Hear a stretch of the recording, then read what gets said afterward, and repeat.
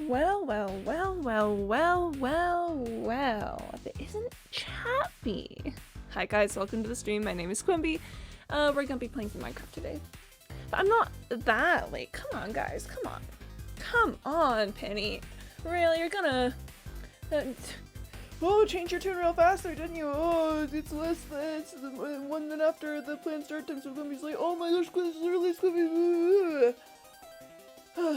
I know. Listen, I know, I get it. I'm usually much later than this. I had a meeting with an advisor earlier today, and I am graduating this semester.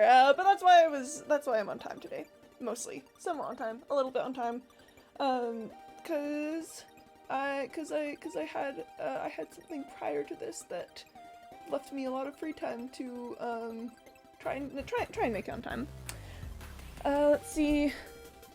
But I would like to extend a congratulations to Jayshu for getting the first channel points reward.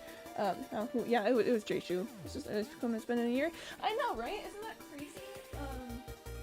Isn't that kind of insane? I feel like a year is a bit excessive because I feel like there's a time like last July that I was actually like basically on time. I am putting on lotion while we talk. Don't worry about it if you hear any lotion noises. There's a whistle upon you, Sir Penny. Stuck it, Penny. Oh, come on. Oh, I thought you were gonna go for get absolutely Yart mapped or get Yart mapped loser. I thought that would have been interesting. That would have been fresh. That would have been unique. Just come to notification. You said SMH my head. So shake my head. So you said shake my head. Shake my head. My head. Yeah. You think I did? You think I'm unaware?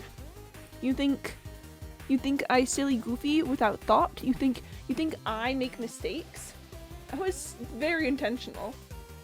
That was so incredibly intentional. It was for effect. It was for effect. It was for a purpose. It was for saying, look at me. I'm a funky little guy who uses slang in a funky little way. So you've fallen into my clever trap of commenting on my use of slang and therefore showing that you don't know that you don't know. You don't know how silly goofy I am. You don't know how good it is. Boom. Got him. Anyways, that's the end of the intro section. Let's go ahead and stop that. I've got some tunes pulled up. And we're gonna go ahead and change the scene in 3, 2, 1, and pop! Hey, so welcome back to me in a cave. I'd like to welcome all of you to me in a cave. I need to make some torches really quick. So don't mind me doing that. I gotta... Yep, okay, torches. But how are you all? Since you're just trying to show the blame, I don't have to explain myself to you because I already did. No, but in all seriousness, how are you all doing? I hope that today is treating you well and that you're all having a fantastic time. As I mentioned a little bit in the intro, I have been approved for graduation. So that means that at the end of this semester, they are going to present me with a college diploma. Or university, if we want our local British people to understand what we're saying. Which I don't know why we would want that, but you know, I guess here we are. I've been psychic revenge. Penny got one bit of revenge, but now my school has banned phones. So, are those two things related? Just out of curiosity, is Revendrick Penny related to the school ban on phones? Because that would be pretty metal. If that were to be the case, I would say, wow, Penny, that's kind of metal. Kind of metal and intense, actually. Starting off with ender chest time. This is a good day. Starting off with filling your shulker box. This is an especially good day. Bada bing, bada boom. We're making good progress on this. Good, solid progress. Another person in cave. Show. Trumpets play. Curtains open. Silence. And oh dear. Indirectly related, maybe. Okay. Is that a local British person I'm offended? Schools have pen phones through all the UK. Oh wait, that's like a whole thing.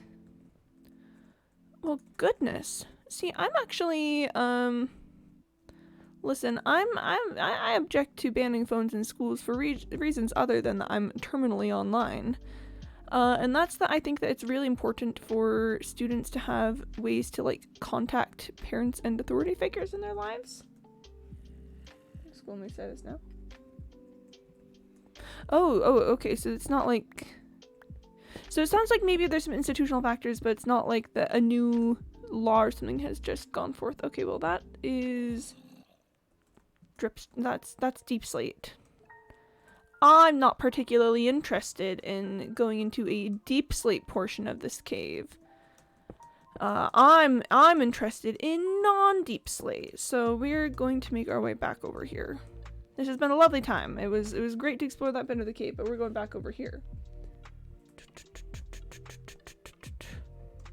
No, but yeah, I was not kidding about that. I think that kids being able to have phones in school is a legitimately important thing for, like, child safety and, you know, like, ethical schooling, I guess you could say. And again, it's not just because I'm like, oh, but don't take the phones away from the kids. No, it's legitimately like, phones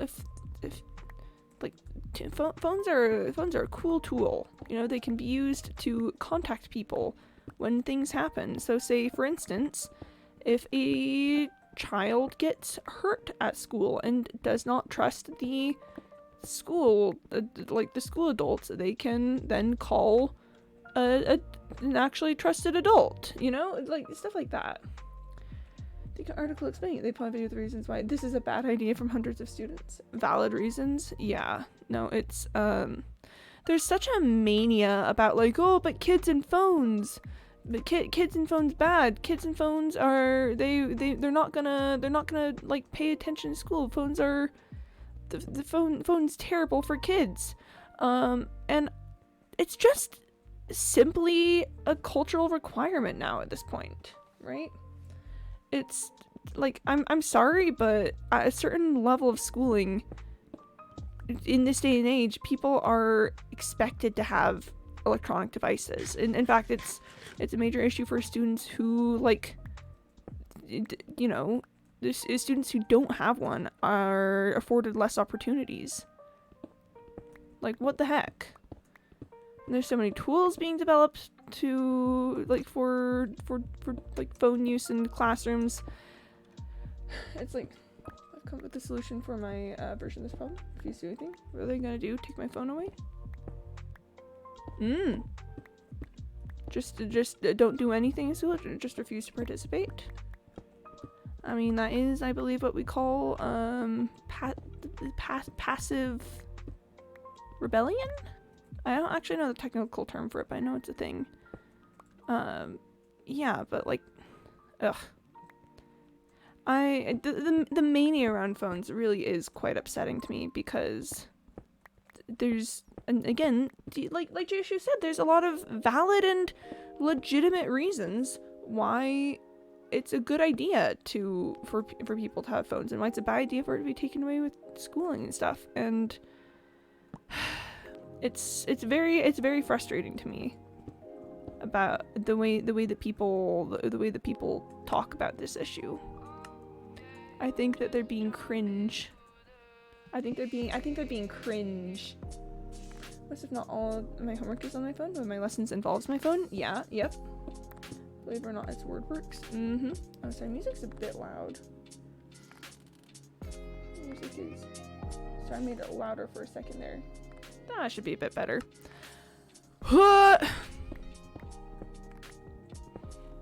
Like, I'm sorry that behavioral issues do come with electronics sometimes. I think that is a statement that is true. Is that additional behavioral issues are associated with phone use in classrooms. But I'm sorry that that's also just not a great it's still not a, you know, a good enough reason to take them away, I think. Like, I'm really honestly sorry for people for whom this is a a whole thing that they're concerned about. I really should end up down there somehow, but this is gonna be a bit tricky. We live in a society, you know? We really do be living in a society. I'm sorry. I mean, I could just like fall down. I'm not seeing any like areas here that connect to torches. Here's what I want to do. Can I? I don't know. This song has words. Can I skip this track? I don't like tracks that have words. Great, this works. Having words in the background is fine sometimes, but if I'm trying to think, then I will not be able to do it if someone else is talking, and that includes lyrics.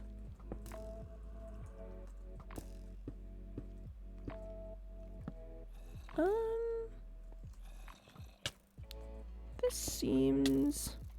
Yeah, okay. This seems like a pretty good bridge. I mean, there's still a keyboard and full desktop PCs at the school. Laptops already got taken, so worst case I can beat people up with a keyboard. Just gonna beat people up with a keyboard. Nice. Oof. But have you guys heard about the phenomenon where people, like, aren't learning how to use, desktop stuff? That's a thing that people have been talking about on Tumblr, where like students aren't being taught how to do like how to do things on desktop. They just do it on like mobile and stuff, and I think that's really sad, actually. I also wish I could see where the skeleton is. Oh, it's over here. Oh, there's two of them. Can I get them to hit each other? Oh no, they're moving apart.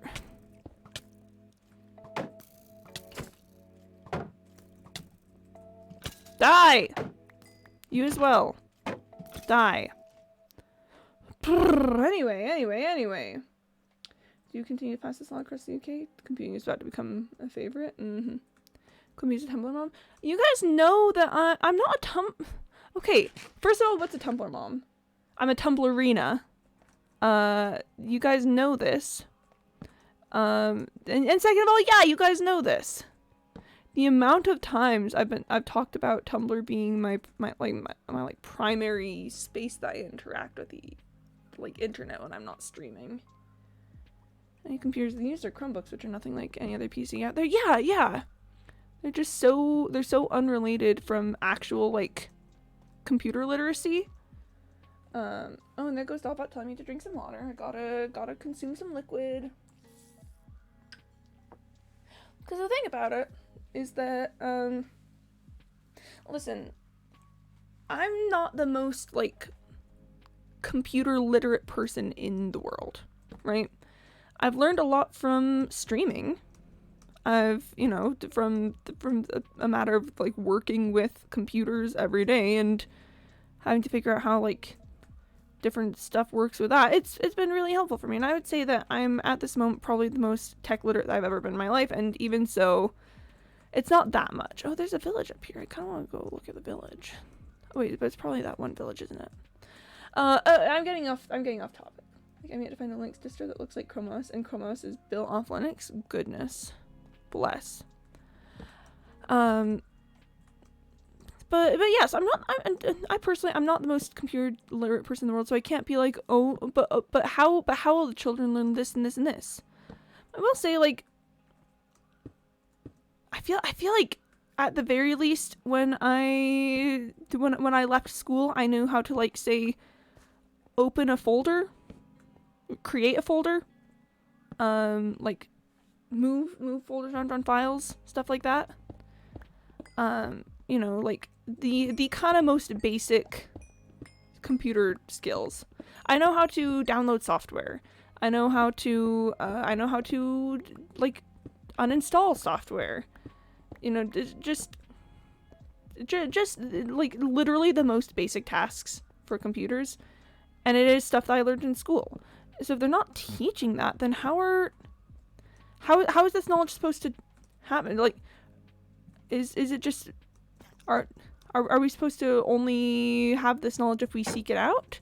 That seems dangerous in a world that is pretty much ruled by computers. Doesn't that seem a bit sus? I don't just work with computers. I am a computer. Laughs and leans on the water cooler. Well, now, well, hey now. We don't have to bring we don't have to bring that into this. We don't have to bring my my citizenship status into this. What? Oh, that's crazy. But like, yeah. I guess to in the like least oh no, the kids are doing it so much worse than we did back in my day sort of way. I do think it's genuinely concerning that like people are just assuming that computer literacy happens when even when there was measures in schools to like teach people how to use computers and stuff, I didn't walk out of there like fully actually understanding how computers work. Does that make sense? Finally finishing Act 1. Forgot about it. Oh, but you're finishing it now, and that's what's important. That's the important bit, I think.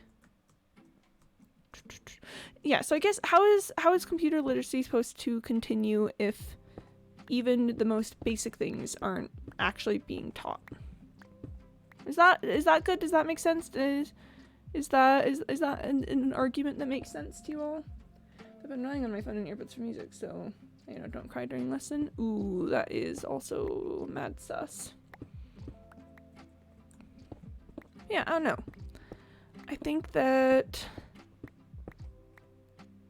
there's something dangerous in assuming that something doesn't have to be taught because everyone already knows it. Because then by the time that you realize that, yeah, no, people don't know if you don't teach, people don't know stuff if you don't teach it to them, then, you know, get absolutely wrecked, nerd. The analogy of doing something eventually isn't failure. Not doing anything is. Yeah, that's a pretty good. Yeah, that's a pretty good little thought there. You know, doing things is my thoughts on that. And so yeah, listen, I don't think I'm in like the greatest place to be like, well, what about the children's computer literacy? But I don't think it's something spooky and to be aware of that, like, you know, the heck, the children, how are they going to learn how to save images to desktop if they don't know how a desktop works? Because you can't even do that on like a mobile device. I don't know if you can do it on a Chromebook. Maybe you can save images to desktop on a Chromebook. So at least maybe they're learning that. At least maybe they're learning the probably actually maybe the most basic computer skill, which is saving images to desktop. I think that's the most basic computer skill. But I'm spooked. I'm spooked about that. How are they supposed to learn how to stream on Twitch.tv if they can't figure out how software works? If you know? I don't think they have a desktop, just wallpaper and taskbar. That is devastating. Not even a desktop to save images of funky little guys. Not even a desktop to just drag images to and then open up and be like, look at this. Look at this right here. Look at it. Behold an image. Behold. That's spooky to me. Why would you make something without a desktop? What the heck? Like, kind of positively with that though.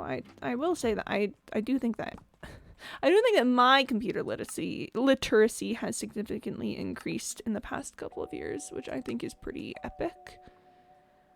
I think that's pretty cool that, you know, where previously I was just sort of like, yeah, computers kind of work and I know a few things about it and I can sort of run them, to now I know a couple things, you know? I know at least 2 things. Like you have to have a computers to have a school with computers that have mouses. Oh, thank goodness. Oh, imagine not knowing how to use a mouse. Oh my gosh. What? Sorry, I got so surprised by the thought of people maybe not knowing how to use a mouse that I made poor decisions. That was legitimately a surprise response. Me jumping down that hole was me getting spooked by thinking about people not knowing how to use a mouse. That isn't even a joke. It runs Android files. Oh, Chromebooks are essentially just one of Android tablets. They run Android files. That's terrifying. That's terrifying. Like, okay, so I know that if they're using Chromebooks, they're gonna need to know how to use a trackpad at least. A trackpad is a version of a mouse, so at least maybe they'd get that. But like, Chromebooks don't even teach them how to right click. You have to Alt plus trackpad click.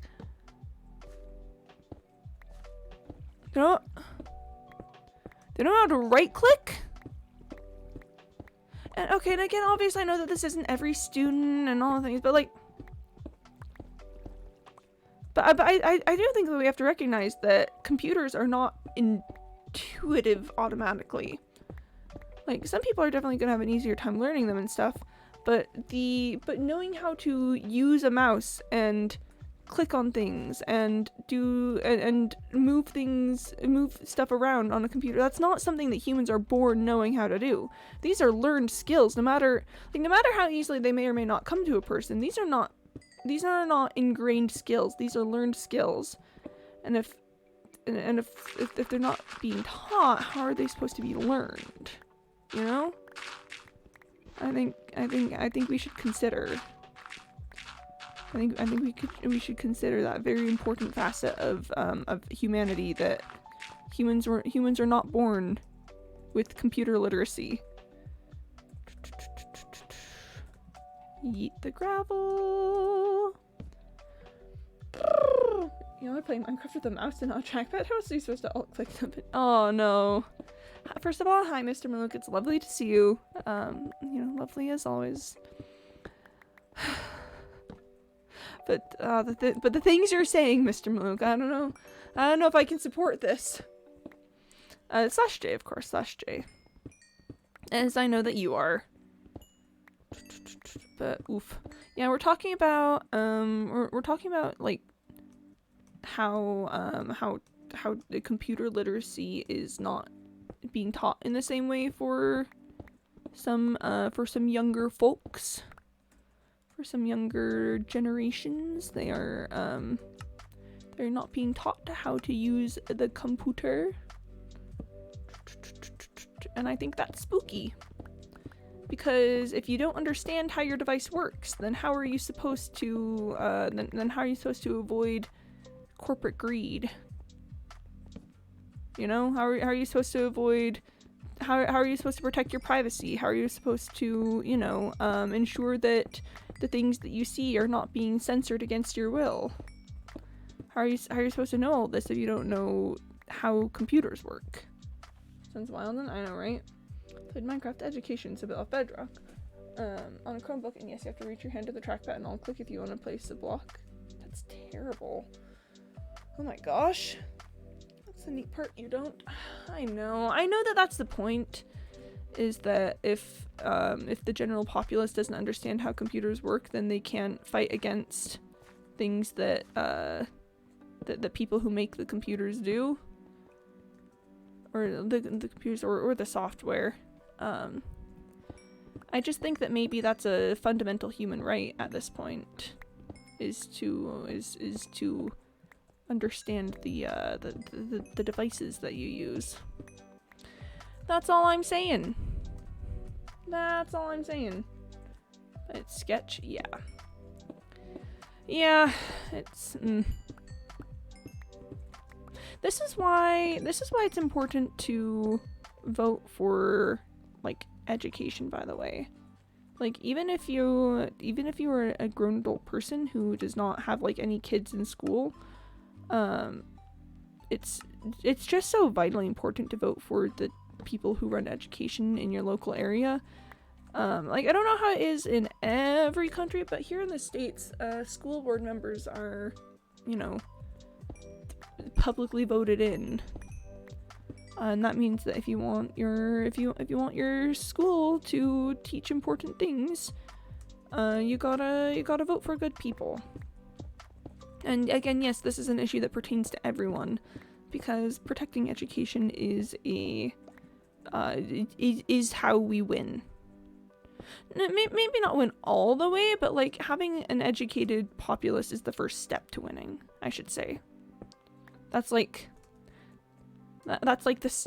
how you get people who are willing to who are willing to actually like work to make things better, is ensuring that they're educated.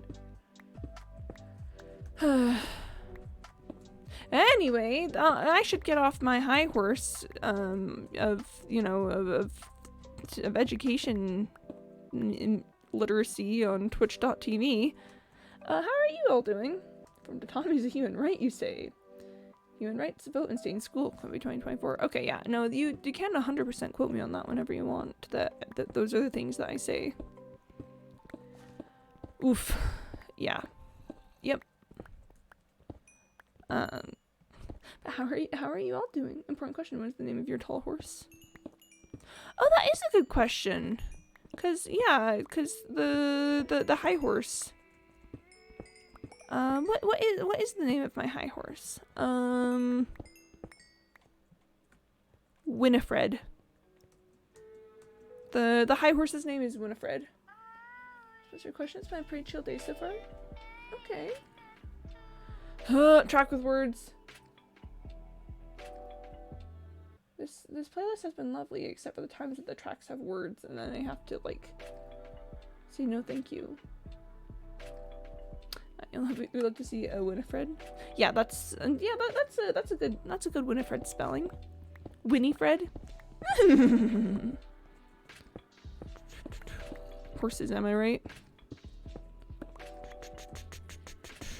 Me when I have a tall horse named Winifred, and I sit on the tall horse named Winifred whenever I wish to whenever I wish to express a stance that I believe has the moral high ground. I hear a lot of zombers, but I'm kind of feeling like the zombers are gonna be up here actually. You know?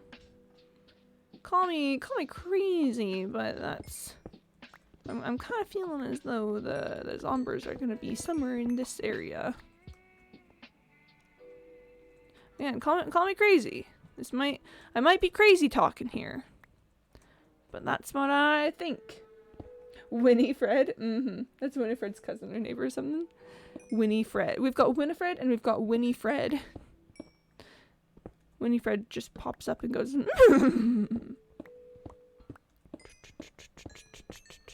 Fun fact, if I wanted to commit to the bit, I think I could make a really good whinnying sound, but you already clown on me for meowing sometimes, so...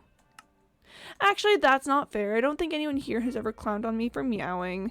But I do think I would get clowned on for whinnying.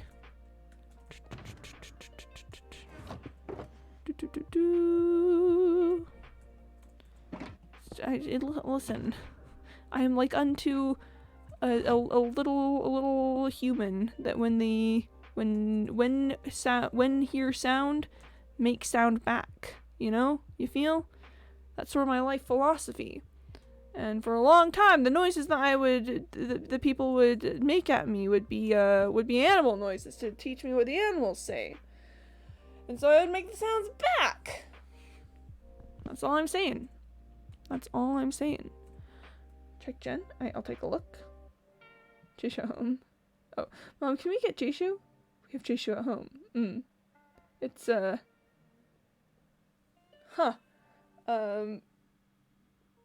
I'm a little confused at what's going on here. Are you saying Are you saying Jishu at home is the silhouette figure, and then Jishu, the Jishu that you want, is the one from the picture of the kids in the back? Nice. Okay. I understand the joke. I'd like to receive an achievement called you understood the joke. You got it. You did it. You did a good job. That was very good, actually. Get him. Get him. Get him. Get him. Get him.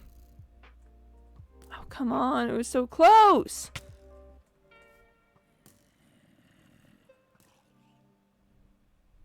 Yeah. Oh, come on. Okay, now we're cooking with gas. Oh, they're both stuck on the same dripstone.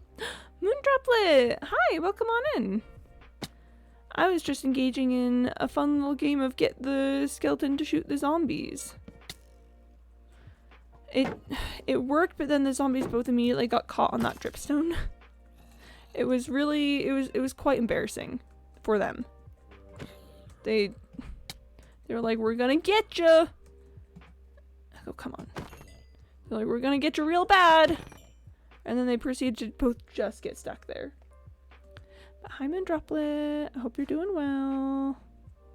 Hope life is treating you nicely. Hope you had a good weekend. I had a good weekend. Sorry, Torch. You're gonna have to find a new home now. Yeah, we're back in the mines. Got our pickaxe swinging from side to side to side. I know there's more lyrics than that, but will I be saying them? Haha. Joke's on you. No, that would be silly if I were to do that. Zombies got embarrassed. They got absolutely yart mapped. It was really just quite embarrassing to see how incredibly yart mapped they just got. Like, oh my gosh, I don't even know if I should be telling you this story. That's how yart mapped they got. Rhyming time? We love rhyming around here. I don't remember what I said, but it probably rhymed.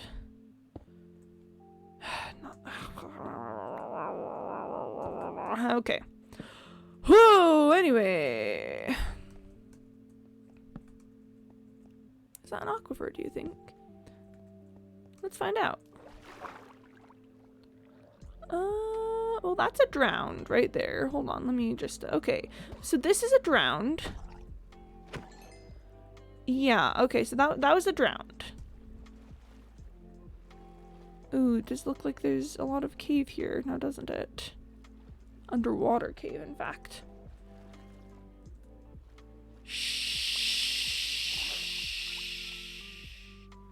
Chat, you saw nothing. You saw nothing, chat. You saw nothing. You saw nothing at all, okay? Oh, heck.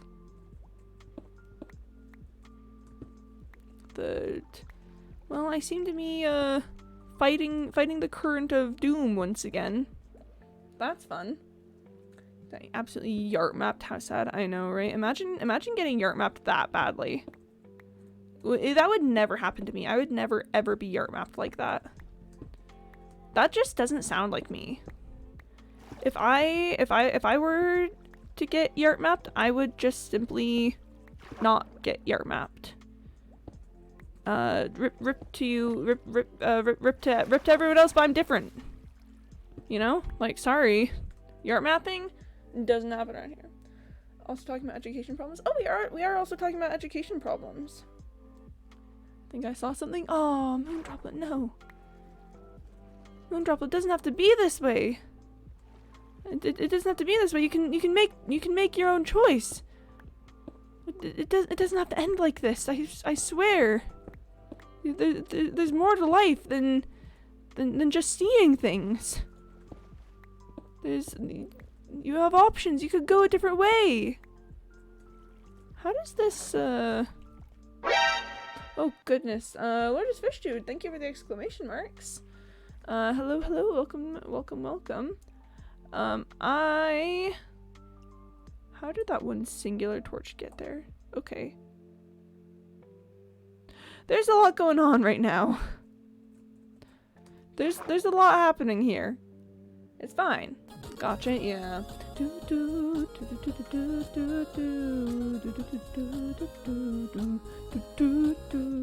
Thank you for the Rickroll, Lord. Much appreciated. Yeah, I hope you're doing well. Hope you are vibing, having a good day. Good day, sir. Good day. In fact, but I'm not saying good days and hello. I'm saying I'm manifesting that you're gonna have a good day. Imagine if manifesting was just talking about something in a silly little accent. I would do it all the time because I just love talking in a silly little accent. Talking in a silly little accent is, quite honestly, one of the highlights of existence.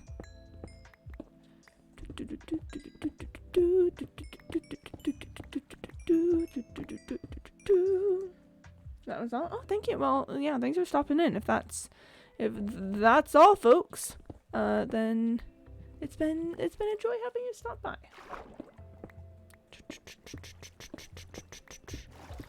Yeah, I'm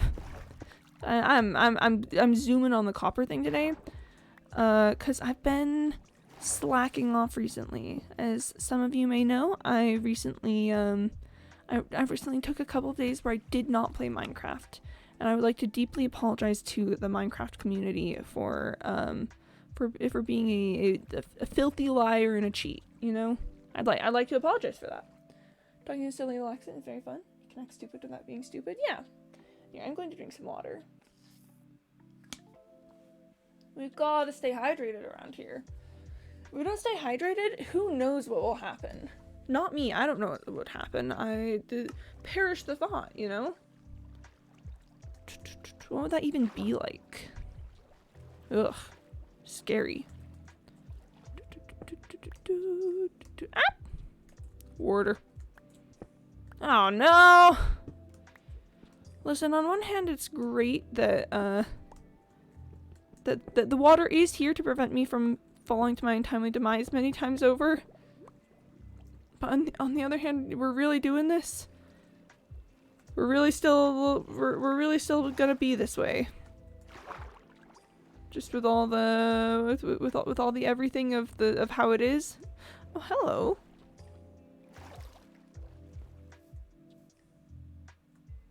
Hello? Is this just...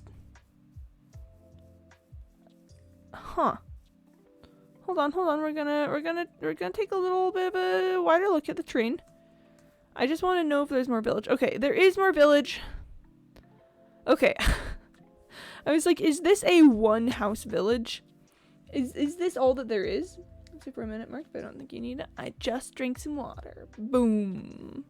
I'm so good at this.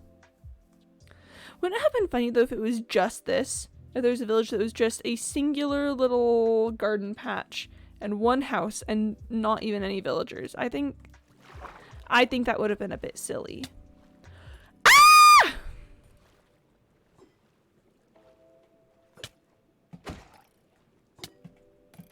Wasn't even facing me. How is that supposed to hit me? The trident was not even facing me. Come on. Villager got fed with his wife and started moved away from society. But then where would the wife be? How on earth could this be a sad love story when the wife isn't there? The people need to know, where is the wife? This is vital information. Okay, Cringebee. How dare you? Calling me Cringebee. I'm the least Cringebee. Have you ever heard of wasps? They're pretty cringe, and by popular assumption are considered bees. Have you ever considered that, huh? Have you ever considered that? Bet you didn't. Bet you didn't even consider that. Bet you it didn't even. Bet it didn't even cross your mind. That's how much you didn't consider it. You know, devastating stuff out there. Don't know how you're gonna recover from this. Oh, but you're the latest bee? The very most latest bee? Also, I'm kind of cold. I'm wearing a jacket already, but I think I wanna put on a heavier jacket. Thank God. It's been so heckin' windy today. It was all windy earlier. Okay, light jacket is going off, heavier jacket is going on. We're doing the purple jacket, my like light lilac purple jacket that I like so much. Oh, I should also, when I describe the jackets, let you guys know if it's a zip up or a hoodie. This is a zip up jacket. Zip up jackets tend to be my favorites because it's easier to regulate the temperature with them. You know, if you wanna be a little warmer, you zip it up. If you want to be a little cooler, you unzip it. You can have it hang off of your shoulders as a little extra, you know, a little extra thermoregulation techniques. There's lots you can do with a zip-up jacket that you can't do with a hoodie. Hoodies are nice when you want to just sort of like disappear from the world. If you want to just sort of curl up into a little ball and be a creature of the woods. Hoodies are great for that. But I find that for my normal everyday jacket needs, zip-ups tend to have the best results. I hope you've enjoyed this little informational session on my jacket preferences. Oop, come on. Let me breathe. Thank you. All right.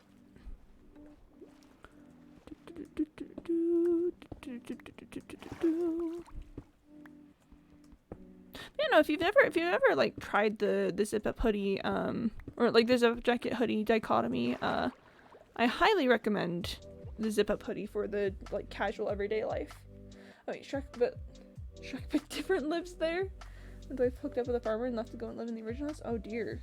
Sorry, I missed the Shrek lore earlier. Deregulation? I know, right? Regulation. A well-regulated society. I feel like that's a quote from something. Like some sort of, like, scholar or something. But I could not remember who it was if it were so. If it were so. Far be it from me to remember. Far be it from me to remember, am I right?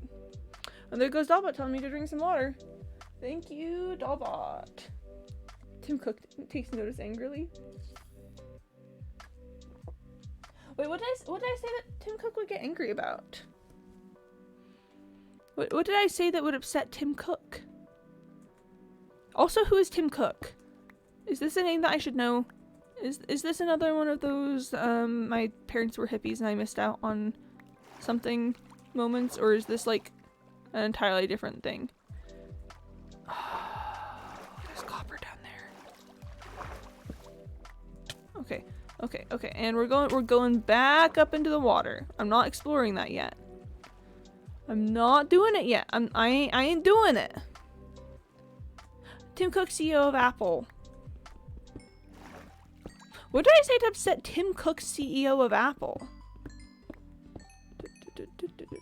I went to Blade Ball. Apparently I'm only 19 kills away from Awakening Titan's Gleam. Ooh, that sounds interesting.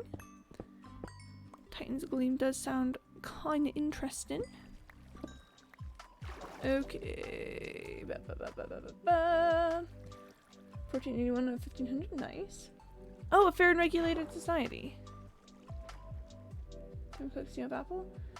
I don't think so. I don't think I've ever read anything by Tim Cook.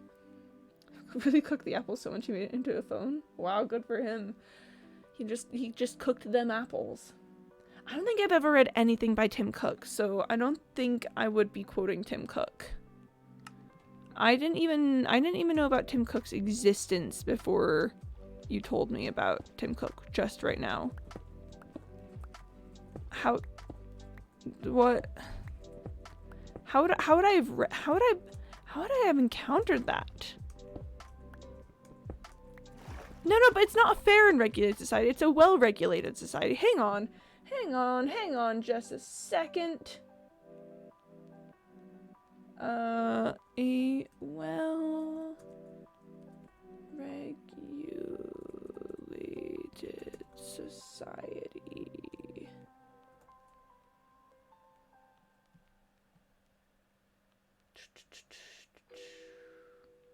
Oh, it's well-regulated militia. A well-regulated militia being necessary to the security of a free state. I was quoting the Second Amendment of the United States of America. Oh, no, I mean, he doesn't like fair stuff or regulations. Oh, that would do it. Well, that's pretty trash. I immediately hate Tim Cook. Words! Why do they keep being words in my lo-fi? Do they not know their place in society?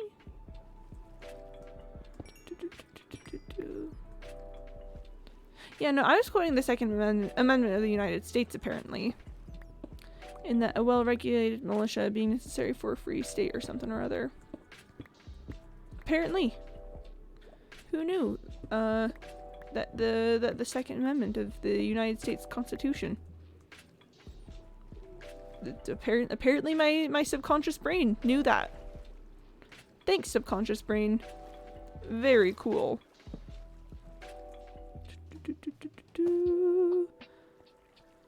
Okay. This is... No, stop it. Okay.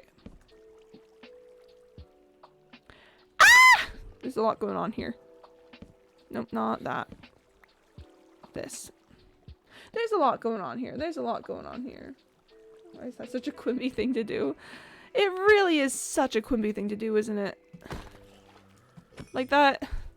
I'm not gonna lie, that's a very me thing to do. Just accidentally quote the Second Amendment to the United States Constitution. Apparently auto-clickers are fair game and playable. The training bots use them. That seems a bit sus to me. Why would... I mean, I feel like... Unless auto-clickers don't provide a significant, like, advantage in gameplay, I mean, I guess that would be fine. But otherwise, I feel like that's pretty sus. Because I feel like games should be about player skill, not about who knows how to download an auto-clicker.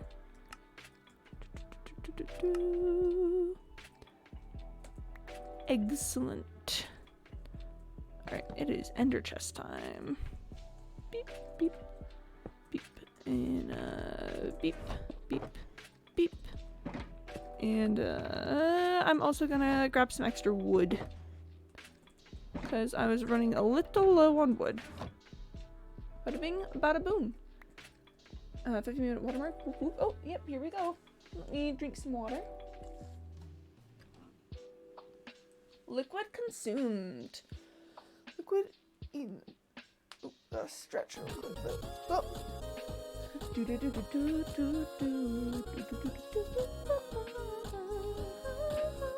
Sorry, I just wanted to know halfway through that if I could take the octave. I definitely can take the octave. It's a bit high for the casual use of the song, but I can absolutely take the octave. Thank you for the Rick Moon droplet, much appreciated. The whole point of the game is to block the volume, and auto-clicker allows you to do that times infinity. Yeah, no, that doesn't seem to add up to me. I, in fact, would call that a bit sus, innit? 12 more kills? I believe in you. Did I scare you, Quimpy? A little bit, yeah, actually. Not like started like, ah, spook, but like a whoa, what's going on here type spook for sure.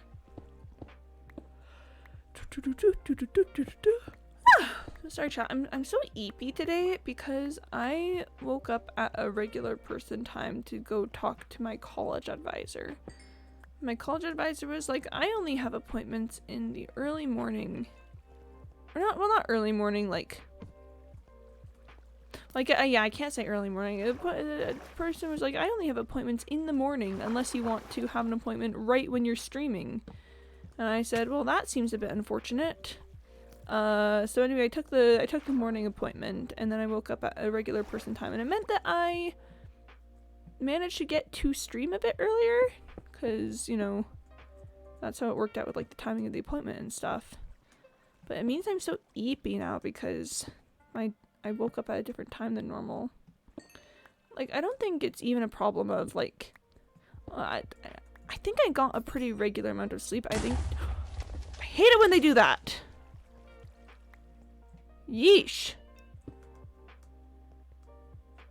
Yeah, I don't think it was even that I didn't get enough sleep. I got the regular amount of sleep, but I just shifted it up a couple of hours so that I could wake up for my appointment. And it has left me so eepy. Just so full of eepies. In fact, I'm going to eepy right now. Eepies. How much difficulty have gone against someone with auto collectors? 798. Goodness. I've saved someone's house from burning in Minecraft. And they should be terribly burnt it. Ah! Well, first of all, hello, Max. Welcome on in. I'm sorry to hear that your efforts to aid someone in their time of need were unappreciated. But hello. It's good to see you.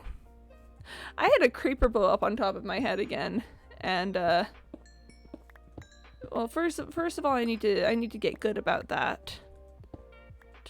If I were, well, I guess no, I wouldn't have died if I were still in hardcore, because I'm still in hard mode right now, and it didn't kill me then, so it wouldn't have killed me in hardcore. Really, the difference between now and my death was just that I was wearing proper armor, which I think just goes to show. L plus ratio plus get absolutely art mapped.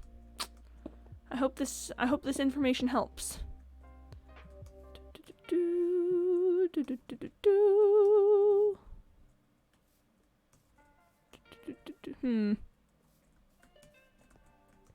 Okay, anyhow. Did I kill your dog? No, I was seeing them for a friend of mine, and I killed their zombie. Good. Yes, retaliation. Good. That's my best impression of someone trying to very chill and casually encourage someone to the dark side of the Force. You know, try not to make it a big deal, but just sort of being like, hey bro, what if we filled ourselves with rage and hatred and anger? I think that could be kind of neat. That could be kind of epic. And then they just do it. I should probably not encourage that. Well, I mean, you could just say that like unto me, you're role playing someone trying to very casually encourage someone to the dark side. Mostly because I think that's funny.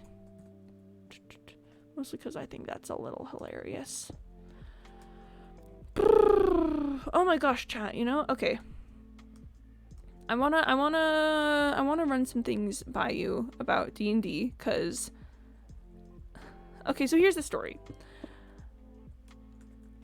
Here's the story with D&D. So the way I'm reacting sounds like this is worse than this is. Last session that this is a game that I DM. Just use Rapture in duels against people who can't block Rapture. Oh, do it. But yeah, so I'm in this D&D session. I had planned for 3 sessions of the current little mini storyline we were doing, which is the storyline is essentially that the players are in this like big old library. It's kind of got like Avatar: The Last Airbender library vibes, except the librarian isn't a giant bird person.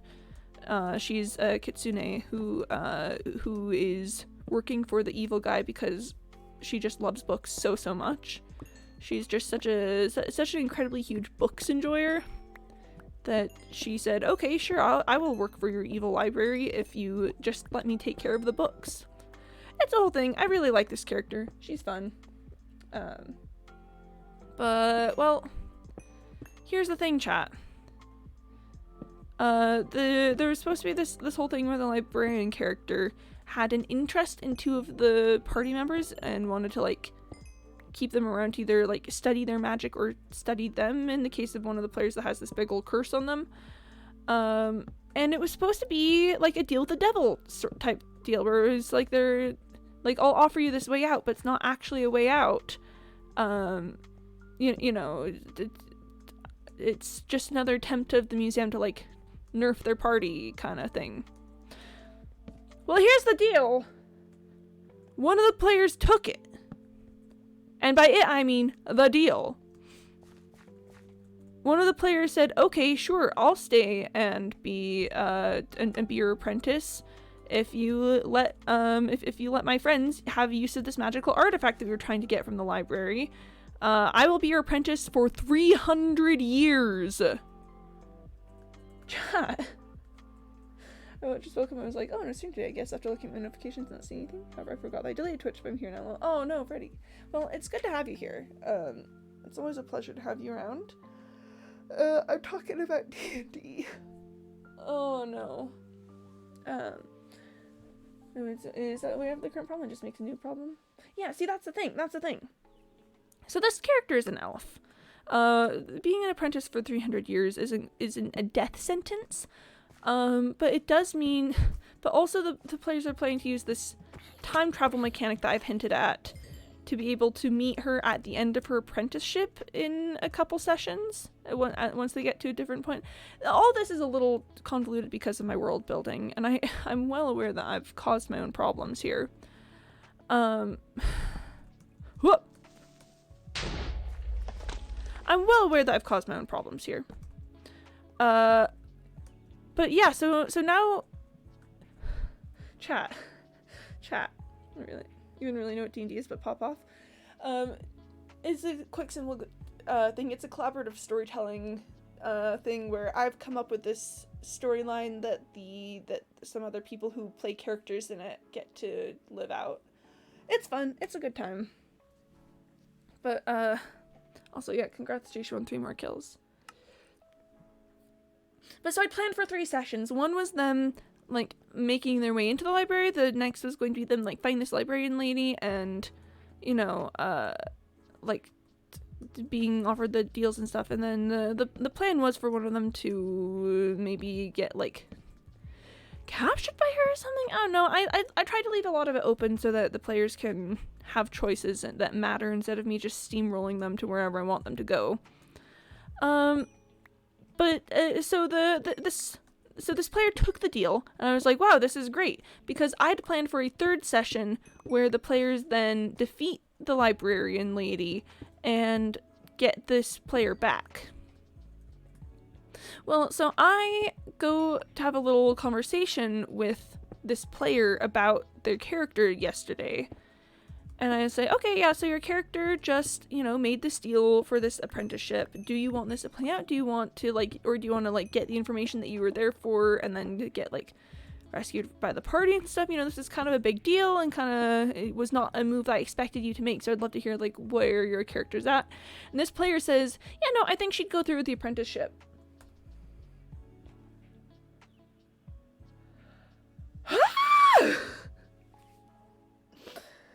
She's gonna go through with the apprenticeship. She's going to spend 300 years being the apprentice to this kitsune librarian lady. And then the rest of the party is going to use time travel to meet her 300 years later. Do you mean do not disturb? Yes, I do indeed. Did my guide come to stream today? Not yet. I think Brent usually does make an appearance at some point, but I guess there have been occasions where he hasn't.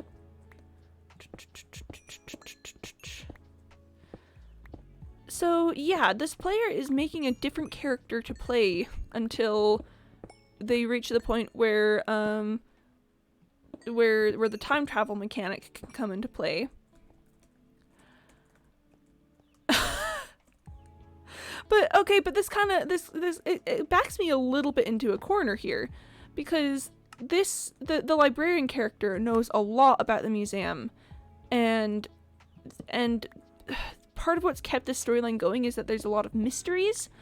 So if this character learns all these mysteries, then that could break some things for me. It doesn't have to. I think I've started to like write myself a way out of this. This whole the thing I'm actually upset about isn't any of this. I think that this is a really interesting character direction for this player to take, and I really love the character that they've come up to play in the interim, and I think that this is gonna be fun, and I've planted some little seeds of interesting threads of things for them to follow with this new character. But oh my goodness gracious, chat. I didn't make the next wing. That is the concern right now. Is that this wing was supposed to take 3 sessions. Hello, music? Would you like to play? Hello? There we go. There we go. Just missed a note, Jayshu. Friend hasn't come to stream today. Don't, Jayshu, don't. Yeah, so my problem is that I was expecting them to take 3 sessions in the previous wing, and I found out yesterday that we're not going to be doing a session where we go back and save this character. And I had been procrastinating designing what the next wing was going to look like until we knew more about how the present stuff was gonna go. 4 more. Oh, I believe in you, Jayshu. You got this. But yeah, so the session is tonight. I am DMing this game tonight, and I need to have the next wing ready, probably. I mean, I'm sure I could swing something about getting them stuck in a conversation with another character or something, or giving them a battle or something. But it feels sloppy to not at least know what the next wing looks like, and that's the problem. I have to either make another story while that one or have them escape. Yeah. So basically my plan with that character is that I've had the player make an interim character, which again, I do love the direction that they've taken it, and it actually gives me an opportunity to explore some world building that they just weren't close enough to really touch on earlier. Which I love, because it's my world building about Fae courts, and I'm such a sucker for a Fae court. So all of my little world building there, it's great. I love it. My plan is that every session we're going to do little cutaways back to where this character is learning things from the librarian, and I'm going to use it as a tool to sort of give away some of the story things to the players while their characters still don't know. Because everyone's going to hear like this information that this character is learning from the librarian, but they're not going to be able to communicate with her at all, because all this is happening like in the 300 years of absence. And you know, I'll be able to give them little hints and stuff that their characters aren't going to know about, but they're going to have to play with. All of my players are really good at separating themselves from the characters, so you know, knowing what information their characters would know, and what they'd like, and things that they shouldn't know to interact with yet. The entire party is made up of people who DM, so everyone's really good with storytelling. Brainwash the character. No, I'm not gonna brainwash the character. I had that for a bit, maybe more, but I'll pop off. Have a great day. Don't kill anyone while I'm gone. Thanks, Freddie. I'll certainly do my best to wrangle everyone into not killing anyone, but I don't know how successful I'm gonna be. You got the 1500 kills. Oh, let's go, Jayshu. See, I've immediately failed in keeping anyone from dying. Rip. The main question is what this next wing of the museum is going to be. That is my big problem, because I don't know if I've told you guys this, but this but I'm actually adapting this campaign from its original form. there was a party that I originally played this campaign out with, but we didn't finish it, and in fact at the point, we've almost gotten to the point in this second run of it that we'd gotten to in the first time. But some things have already changed in this second retelling. Like, a lot of things have changed, such as the nature of, like, telling a story that has big improv elements and, you know, different characters that can make different choices and stuff. But so one major change is already the library, actually. In the original version of this campaign, the wing that the library is in was a completely different thing. I believe it was just sort of a general repository for magical artifacts or something. And I remember the fifth wing wasn't very interesting with the original. Oh wait, I did want this because I wanted to put that away. The fifth wing originally wasn't very interesting, and I feel bad about that because it was just kind of a puzzle level for the players. There's a lot more story elements with it now. Checked in for the Awakened Titan's Gleam. Oh, let's go. I did just got the final one on the I do just have the outline of things. Oh wait, here we go. Awakened Titan's Gleam. Oh, hello. Oh, that does look really cool, Jayshu. That does look really cool. So give me just a sec.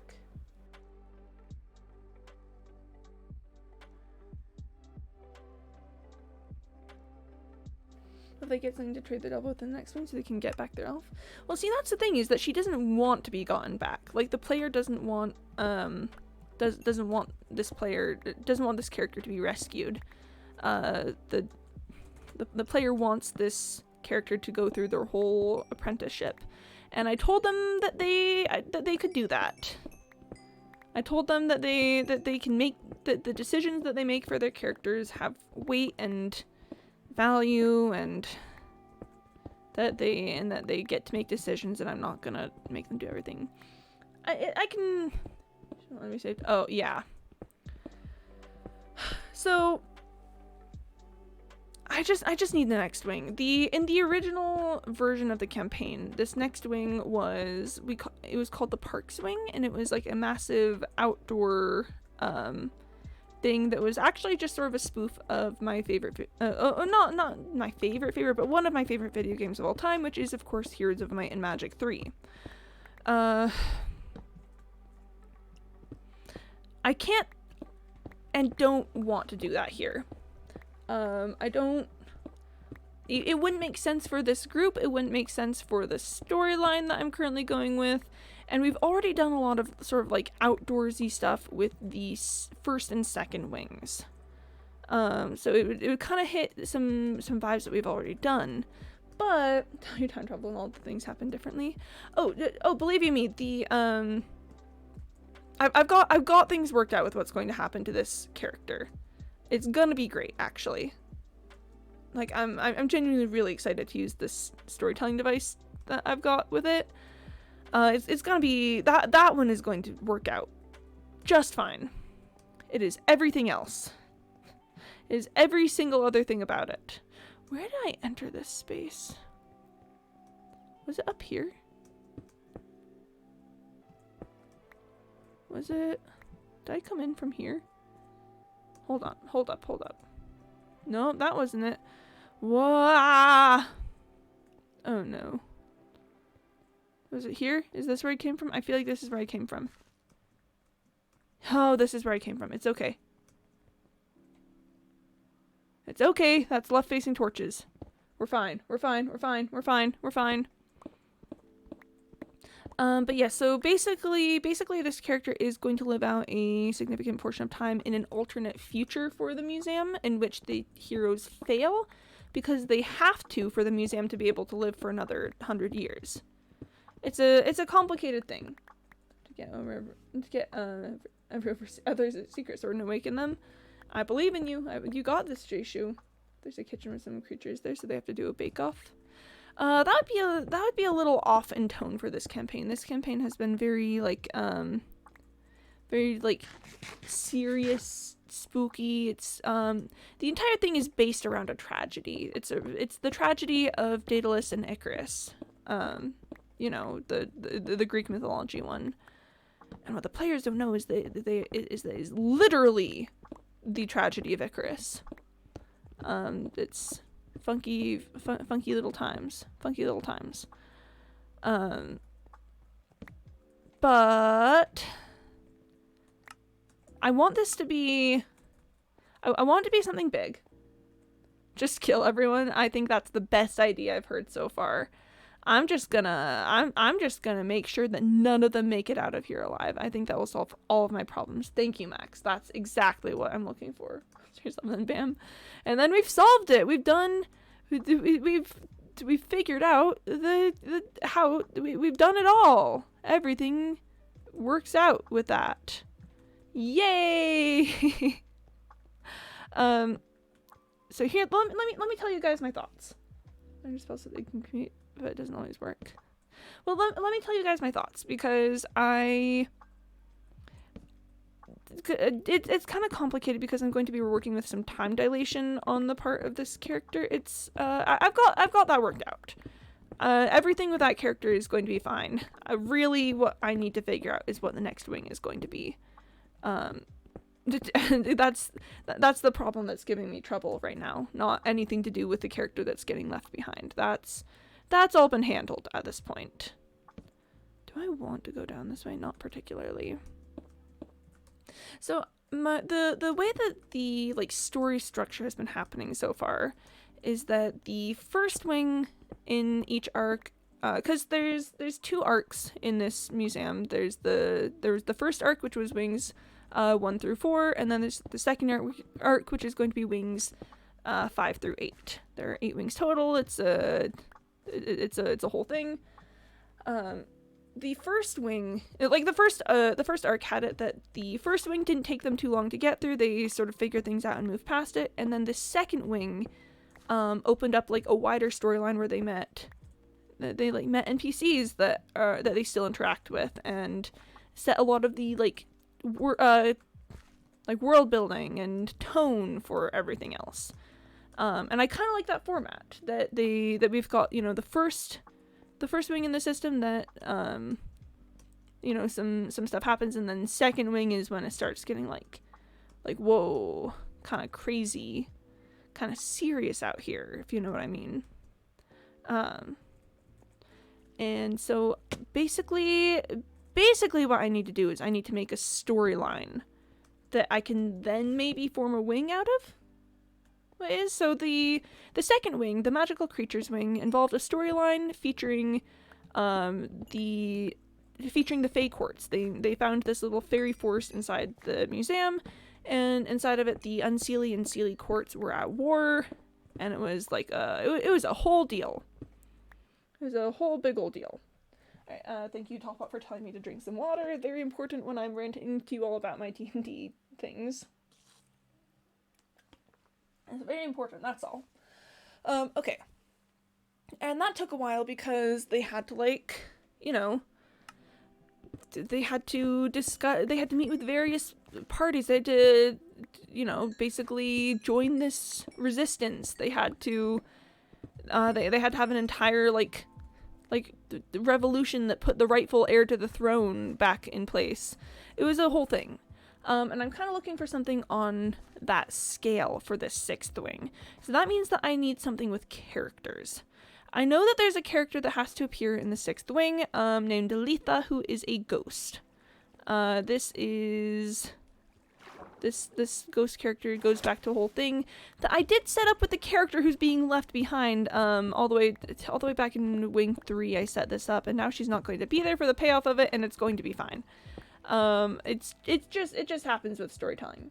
These wings, and they're really powerful, but without their wings, he's useless. Something burn the wings. I mean, yeah, having big creature is definitely a good component of a multi-session storyline like this.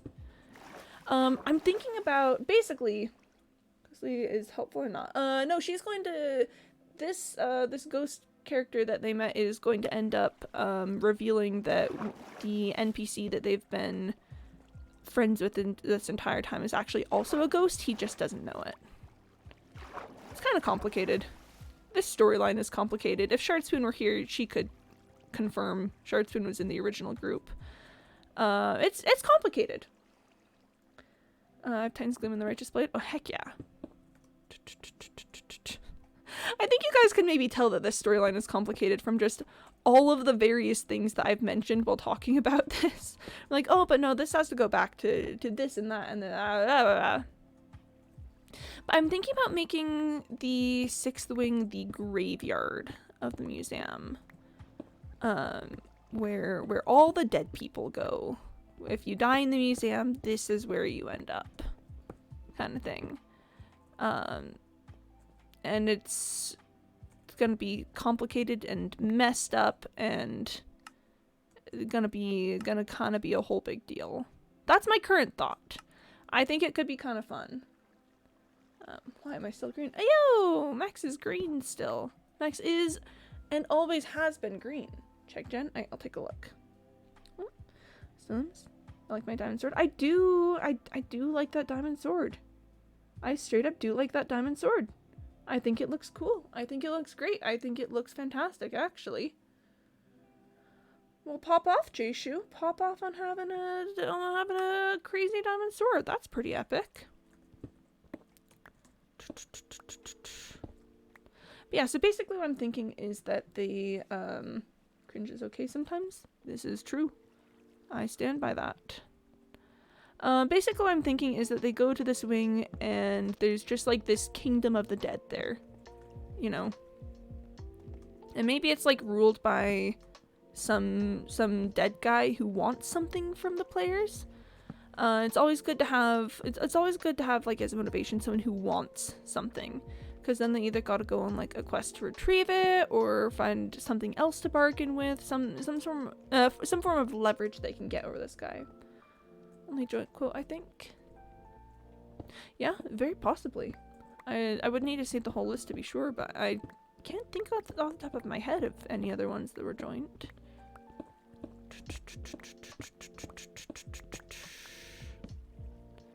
But yeah, at some point they need to end up at the shipwreck where Letha and her ghost sisters live.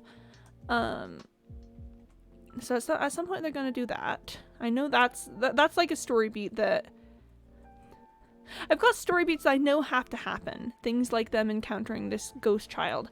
But I also need them to know more about Bryn, the NPC that they've been traveling with before that. So I mean, oh yeah, I probably need to do something that's going to maybe help them figure out that he's dead before then. Oh, Jay, sure, you're just running through all the quotes. Did you check Jen? My internet went up. Yes, I did. The sword looks great. The sword looks very cool. Big enjoyer of the sword. It is diamond and shiny, and I like that. I've been here since 2022. Whoa! Because it was Christmas? Whoa. Huh. Hang on, Max has been here for a long time. That's pretty crazy. That's gotta be at least 1.5 years now at this point. Ah! Oh, there goes more water.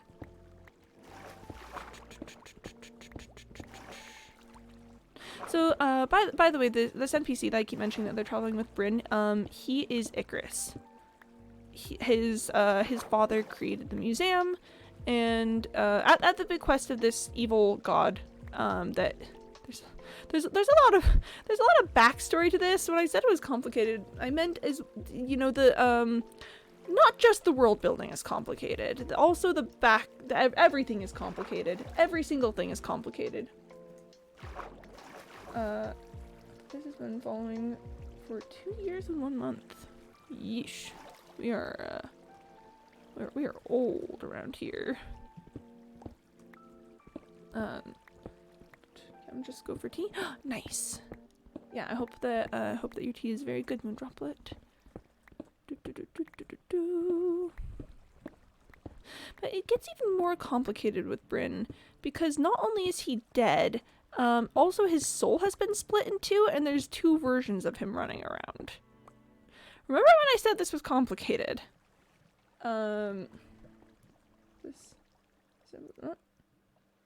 Yeah, yep, I got rid of the... I can confirm I did get rid of the broken followage command. That is... That's me. I did it. I got him.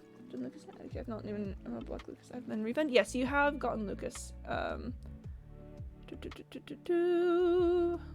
on. My rewards queue is kind of a mess.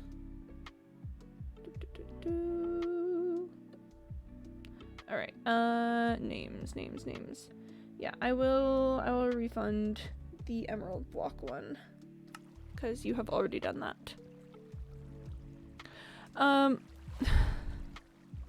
So yeah, I do kind of like the graveyard idea.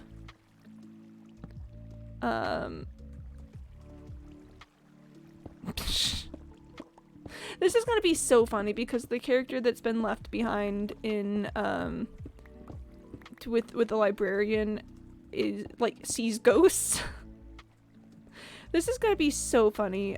She disappears and then suddenly it's all about ghosts.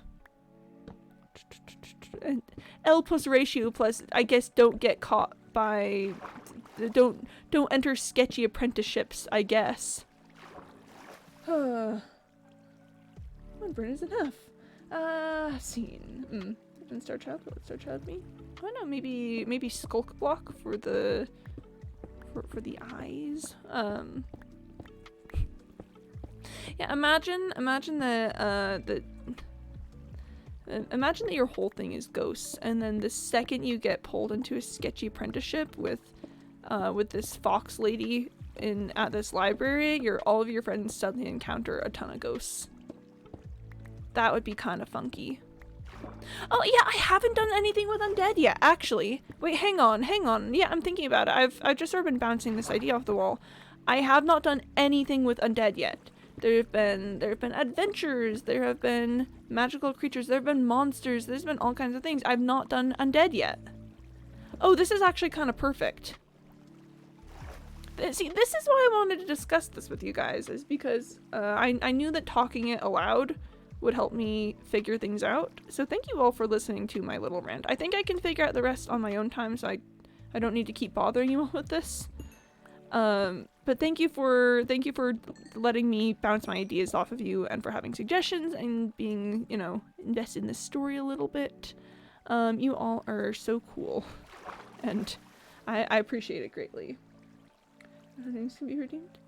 Another star. Ah, you think I'm gonna get another star for this?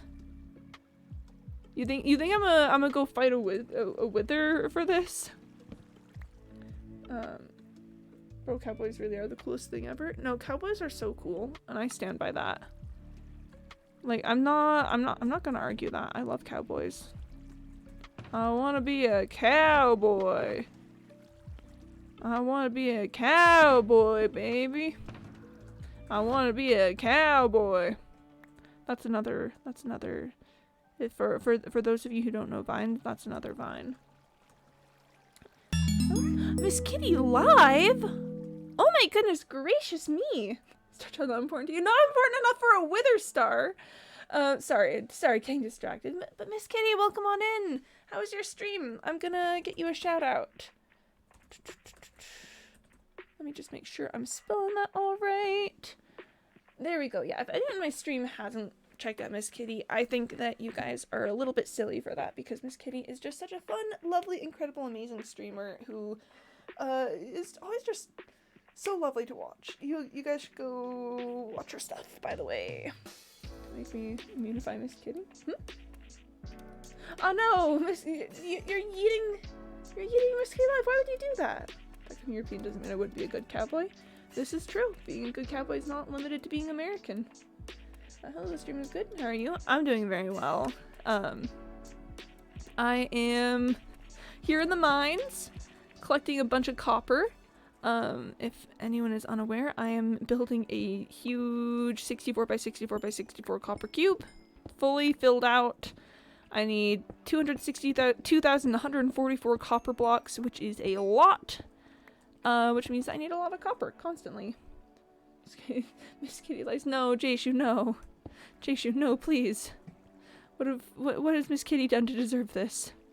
Yeah, what were you playing? What was going on over there?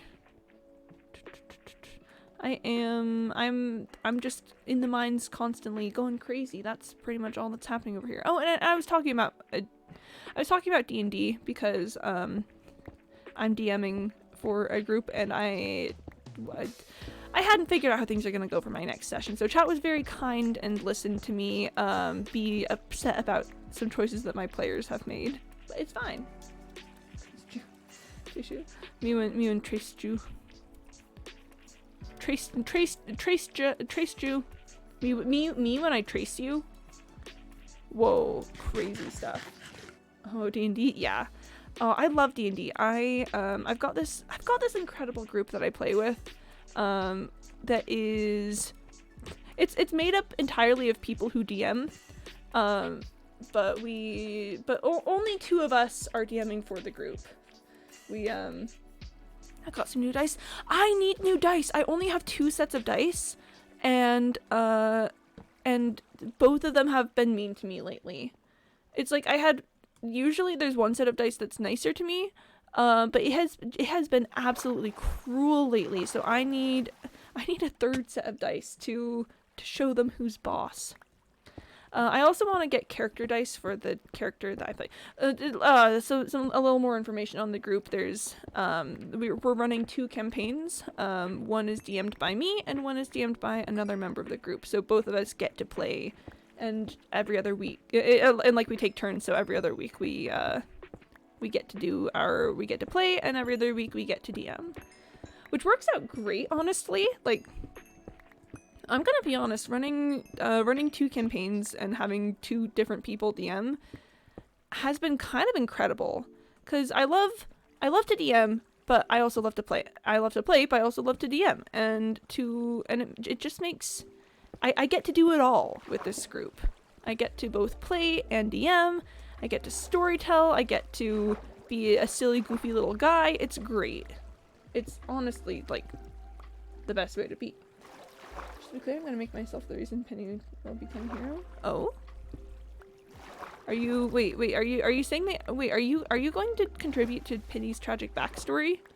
Are you gonna be Penny's Uncle Ben? I'm gonna be honest, that's kind of a bold thing to aspire to. You know, forget wanting to be a hero. Imagine being the reason someone else becomes a hero. Imagine being Uncle Ben. Yeah. Sure, like that, whatever. Like it becomes you're telling him about his deeds. I'm taking responsibility. Oh, I see. I want to be the father that dies. You want to be the father that dies and inspires your child towards greatness. You know, I respect it. I think that's absolutely like a way to be. And because I am the way that I am, my brain just immediately told me, hey, that would make for a pretty cool D&D character. Imagine a character whose like sole goal in the entire campaign is to you know, be the person who dies dramatically to make someone else the hero. So they're like always looking for an opportunity to sacrifice themselves, and then eventually they have to learn that you know, like they can also be a hero. They don't have to inspire other people. They can themselves do it. Could be a funky little thing to play. That's all. That's all. At this point, I know how to do this cool thing. Okay. Oh, but I was saying about dice. Yeah, and having dice that are mean to me has worked out pretty decently as a DM, because that means that my players don't get absolutely yart mapped by the literal gods that they're facing. But it has made it a little difficult for me as a player. So I want to get like a nice set of dice for this character, because I've played him for 2 years now. I kind of feel like he deserves something. He deserves a little something, right? Who's gonna be the villain from the past that kills the hero's father, then looks the hero in the eyes when they're trapped? I think it'd be funny if it was Mr. Mook, the person who's the exact opposite. Oh no! Mr. Mook is gonna be the villain! You guys more of a Marvel or DC person? More of a Kitty person? Goodness. Sure, I'll kill you as a term. Made my character the most useless I could. Oh, I love that. Okay, on the Marvel DC thing, I like DC villains, but I like Marvel heroes, if that makes any sense. Like, I'm such a little Spider-Man enjoyer. Such a little Spider-Man enjoyer, but like, I love a good rogues gallery, and I can't think of a single character other than Spider-Man in Marvel who has an actually good rogues gallery. I just think, give me some rogues, put them in a gallery. That's really all I want from this place. Give me the rogues, please. Where are they? Where are the rogues? me when I'm trying to do a perception check to find if there's any rogues that have infiltrated my secret hideout. What was this? Spider-Man's from Marvel? Yeah, Spider-Man is Marvel. Somehow this is new information to you, maybe? Maybe, perhaps. Is Avatar live action good? Oh yeah, I do want to know this too. Cave of Two Lovers was in the 3rd episode. Oh, I've heard that they've condensed things a lot due to the due to the lower runtime. I feel like that's kind of funky. I feel like I liked having 26 episodes in the original show. Hashtag bring back 26 episode seasons, I guess. No, that's Batman. Me and Batman. 7 out of 10, better than I first thought. Okay, that's good. You know, I would have preferred a 10 out of 10, but 7 out of 10 is pretty impressive for a well-loved series like Avatar. Fair and reasonable there. Oh, but I guess the whole D&D dice thing is to say, if you guys find any good, like, bronze and green dice, I would love to know about it, because that's what I'm looking for my guy. I'd love to get some, I'd love to get him some bronze and green dice. Because he's a Dragonborn! Zuko got exiled for being merciful instead of not playing this time. He doesn't have his scar. It's not even on the wrong side or anything. He doesn't have his scar. Well, that's... Huh. I'm sure that is a decision that was made for a reason. But my automatic reaction to that is that I don't love it. But I'd have to see it. I would have to... You know, I try not to make a habit of just judging things off the top of my head like that, but you know. Is this character kind of cool, like the Mercy thing? Mm-hmm. You made Miss Kitty immune? Yay! Now Miss Kitty doesn't have to get sent to Neptune every time she shows up. That's epic. That's an epic gamer moment. Zuko also thinks from the beginning that his father should die instead of learning it through the entire series. Huh, I don't know how I feel about that one either, because I feel like that was kind of a big part of his character development, you know? Where he had to learn that the things that he had been taught were wrong. And I can't say I'm a huge fan of that. Hopefully they have a plan for it, but just like part of the whole thing with Zuko is that I think it is genuinely so emotional that he does love his father. And you know, his father did terrible things to him, but he has to struggle against that, and he wants his father's approval. He wants his father to, you know, to love him. And I think that that's a very human emotion and storyline. I'm a little upset that it sounds like they're maybe not going that way. I'm gonna go bye-bye. Have a good stream. Yeah, bye, Miss Kitty. Thank you so much again for the raid and for stopping by. It is always lovely to see you. I hope you have good luck with the things you're doing. Sir Dog offline. You know, Sir Dog offline. goodness. Me when I eat Sir Dog offline. Northern Air Temple is mixed in with the Amashu episode. Okay, so I understand the mixing episodes thing with the like having less episodes and more runtime thing. It makes sense that that's the direction that they're going, but I don't know that I like it.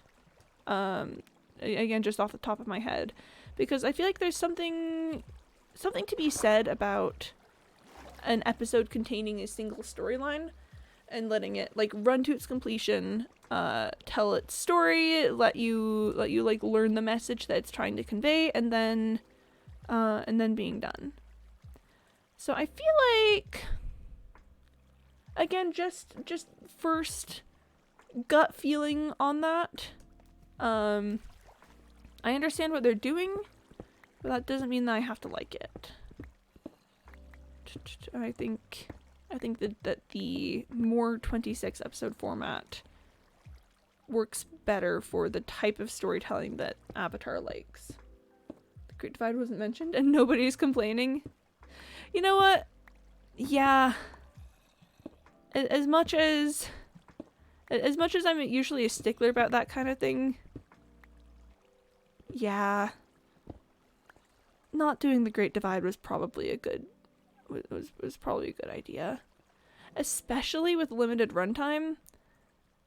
You know, that's I think what we call their trimming the fat, getting rid of the unnecessary filler.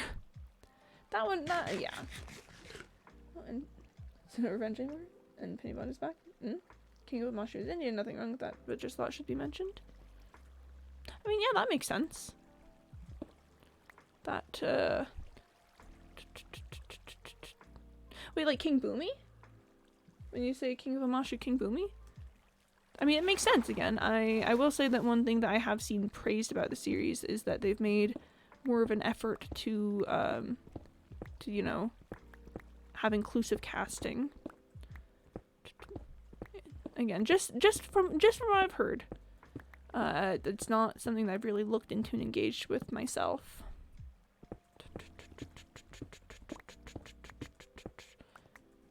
Because, you know, Avatar is a celebration of many and various cultures, and it would make sense for the live action to do the same thing if they are smart about it. Too bad about Penny not being Revenge Arc anymore. You think Penny should go back to Revenge Arc Penny? I will say, Revenge Arc Penny was certainly one of the times ever in Chat B. It was one of the times that has existed. Just mining out a little bit more stone really quick. And let's do some little hops up. Hop, skip, and a jump, as I like to say. I do really like to say hop, skip, and a jump. I think it's so charming when you say, oh, it's just a hop, skip, and a jump. Well, this is an interesting little spot. This cave is gonna be the death of me. It's already... We're already so many twists and turns in just from today alone. This is gonna be an interesting time, to say the least.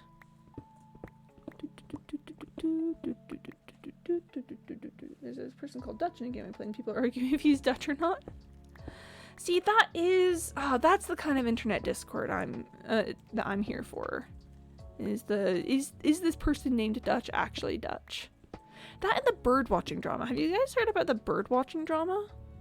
The drama of the guy who's working towards like 10,000 birds spotted, and then there's this other guy who just showed up who was like, I'm actually also close to 10,000 birds spotted. And it was a whole controversy of whether the guy had actually seen the birds, especially because the list that he submitted had several species that hadn't been seen for like decades. But then it turns out that there might have been more authenticity to that, and it might have been like a mistaken thing. It was so crazy with the bird watching drama. Oh, you're eating not Penny but Sebastian. Aw, heck. Rip to not Penny but Sebastian. This is technically Penny. It's going through my deleted emails and saw not Penny but Sebastian. Decided to password reset because I still have the email I used to sign up for it. Well. There goes not Penny but Sebastian. Alright, I should drink some water. Gotta stay on that hydration train. You shall not eat my credit. Wait, what's that string of numbers? Hello? Hello? Hello? What's going on there? What is going on in this here place? What the heck is up with that, as the people may say? It's me, I'm the people, that's what I say.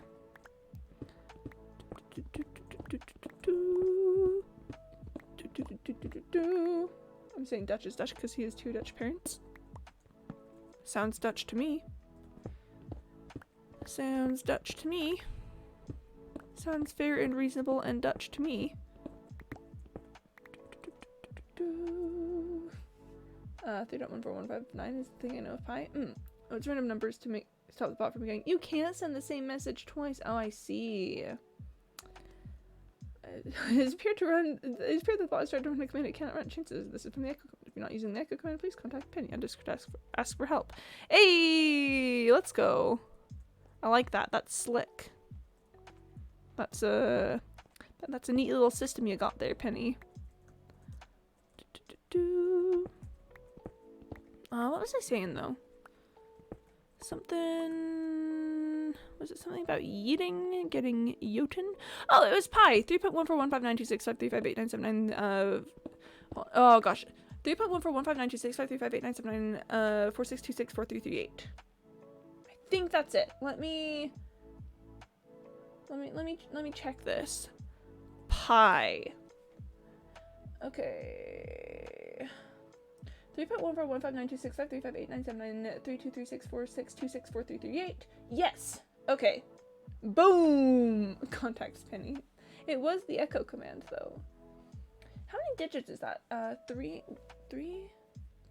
3.141592653589793238462643338 24? Is that the first 24 digits of Pi? I think that's the first 24 digits of Pi. Piphobia. No, pinophobia. The fear of Pi. Is that actually what that is, or did you just make that up?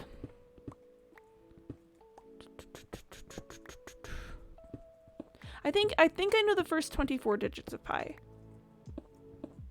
I believe that is the number that I know.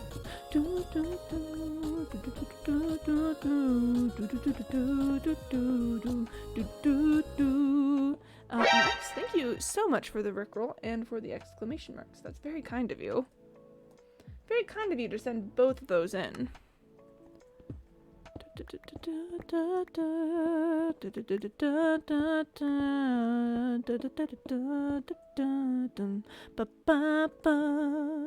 Never gonna make you cry, never gonna say goodbye, never gonna tell a lie and hurt you.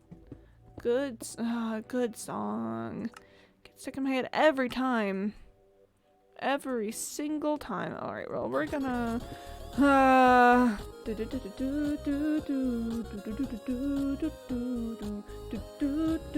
Moondroplet, thank you ever so much for the Rickroll. One time thing by. Yes, understandable. Have a great day.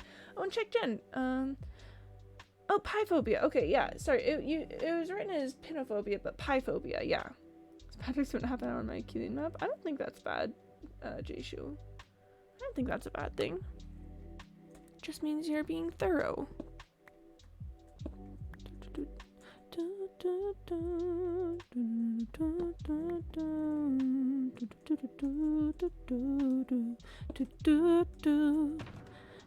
gonna make you cry, never gonna say goodbye, never gonna tell a lie and hurt you. I was showing someone yesterday about how different it is to sing in your upper register and your lower register. And it just reminded me that my higher register really is just so much better than my lower register. My lower register is fine, but my upper register is pretty good. I'm not gonna say it's like professional quality, but it's definitely a lot clearer and prettier than my lower register. Oh well, there goes Dollbot trying to echo to yeet me, and it not happening. I'm glad that this is an adventure that we're going on today. My friends are doing karaoke at this one guy's home, and it was so fun. Oh, nice. I've done karaoke like occasionally in my life, never like super seriously though, you know. I don't think me and I've never had friends who were super like, oh my gosh, and now let's go do karaoke. I don't think there's anything. I don't think I would not enjoy it. I think I personally am perhaps a little uptight about my song choices. But I think it could be a fun time with the right people. Could be a good time to be had by all. I mean, you guys know me. I would 100% get too uptight with my song choice. I'd be like, but this one isn't in my range, and then you'll be like, shut up. I'd be like, no. Oh goodness, I wasn't actually expecting that to work.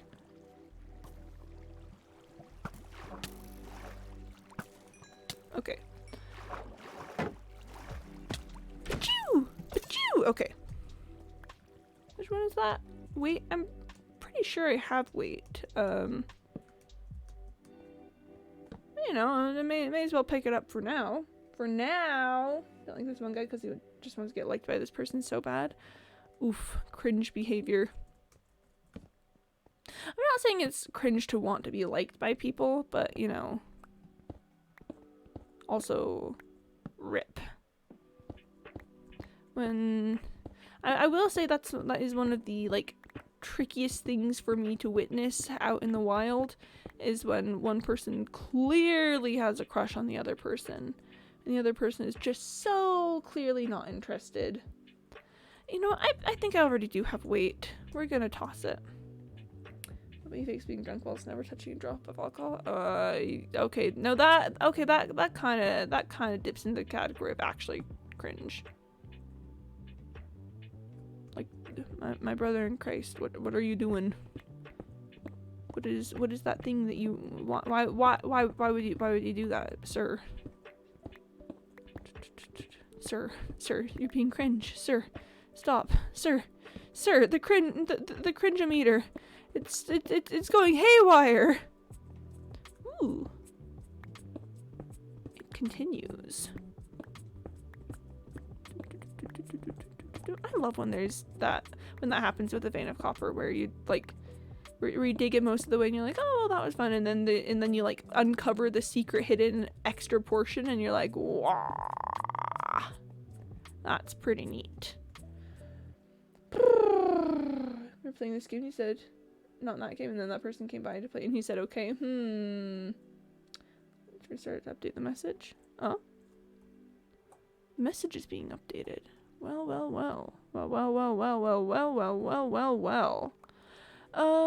Yeet. I don't really feel the urge to go that way. But what if it goes up and then there's a section that's more not deep slate cave. I mean, that's kind of appearing to just go back down, but okay, I'll continue to check it out. Sure. Change Penny to just Penny. Please contact Penny on Discord. me when I contact Penny on Discord.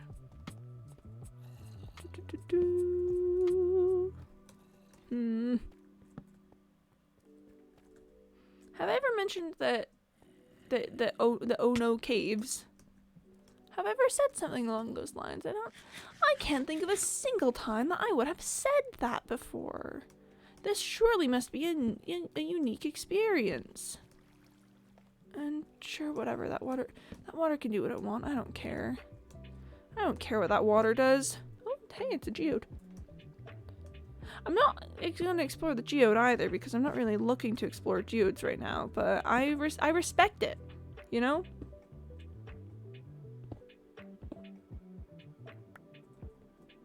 I'm just gonna... Yep, that's what I thought. That's what I thought. That is what I thought. Silly, silly gravel. Being gravel. Who would even be gravel nowadays? What the heck is up with that? Kind of cringe. Kind of cringe, I think, to be gravel. Kind of weird. What times on Wednesday does Jetlag come out? I don't know. I just always sort of suddenly go, oh wait, Jetlag is probably out, and then I check and it usually is. Because usually it's like firmly into Wednesday by the time I remember to check. But you're right, season 8 coming out tomorrow. Very exciting stuff. Very, very exciting stuff. The trailer looks so cool. I finally like sat down and watched it. The trailer looks incredible. They've got some new motion graphics. There's the copper, I think, above the geode. Oh, there's copper above the geode. Thank you for calling that, Max. I will go back and check it very, very soon. Just as soon as I had finished up over here. Which it appears that the coal has done the thing where it just keeps going for a bit. So just a moment, please.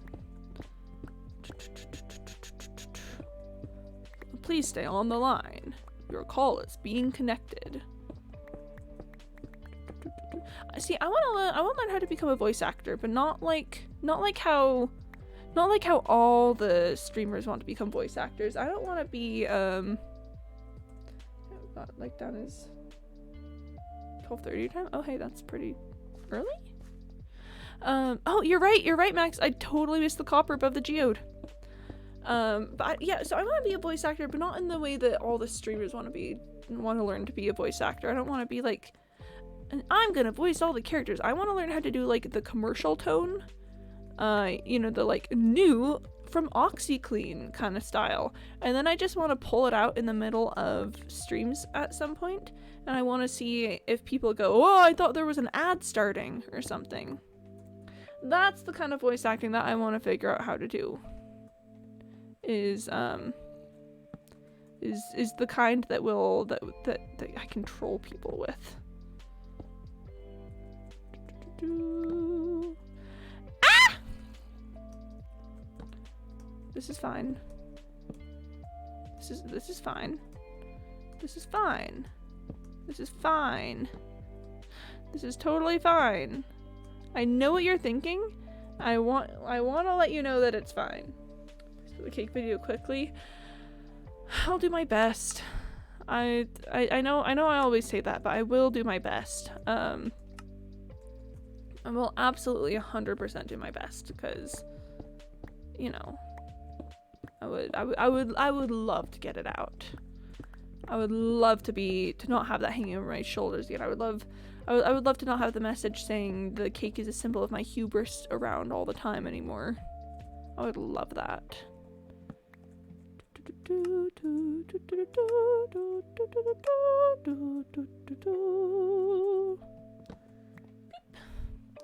Alright, chatters, here's the deal. I think you're all very cool and fun to hang out with. But today is an improv day, which means that I gotta get going to improv. Oh, and Freddy, thank you for the poop. Oh no, did Freddy just come back? Oh no. Oh, hi Freddy. I'm just gonna end things cause it's improv day and I have to and I have to hurry. I'm trying to get good about my scheduling things, and that means... Anyway, all good. Well, okay. But thank you everyone so much for coming to this stream today. I hope you had a good time. Yeah, we're doing some mining again. Franny, thank you for the Rickroll. Much appreciated. And for the honk. And boop for the poop. Thank you. But yes, I think you all are very cool. I like talking with you. I think you guys are fun. I liked being somewhat relatively on time today. I thought that was pretty cool. I think I should do more of it. I'm gonna make it a goal this week to do streams somewhat relatively on time. Meow, that is so true. Oh my gosh, so relatable.